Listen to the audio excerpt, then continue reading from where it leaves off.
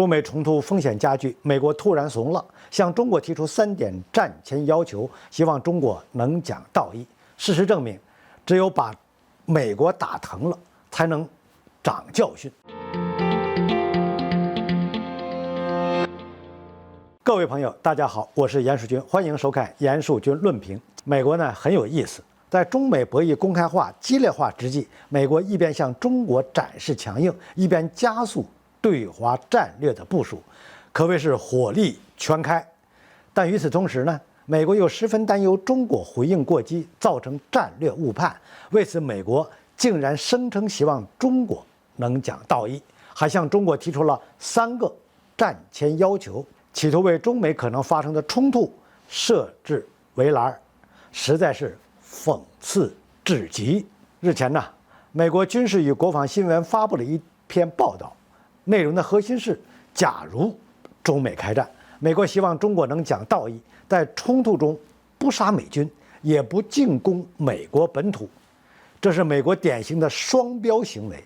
全世界范围内最没有资格讲道义的就是美国了。我甚至认为，美国真的清楚道义2个字的含义吗？作为一个只有200多年历史、靠战争敛财的国家来说，我对此十分怀疑。这篇内容还引述了一位美国亿万富翁达里奥的观点。达里奥声称自己对当前的中美关系非常担忧，如他所见，中美已经处在了战争边缘，稍有不慎，大战就会一触即发。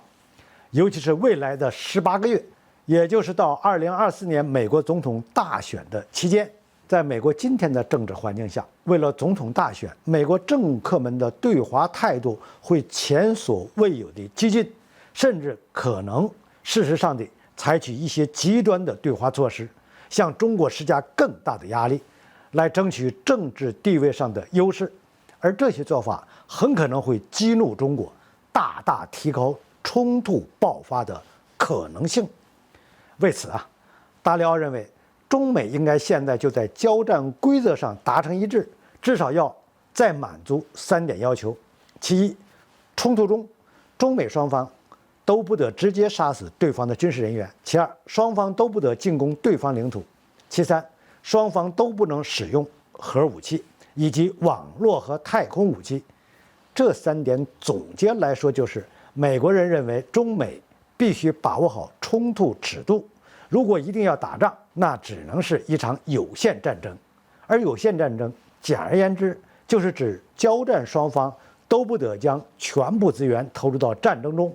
这里的全部包括不限于军事资源、人力资源、工业资源，甚至是农业资源。对此呢，我只能说，美国人太天真了。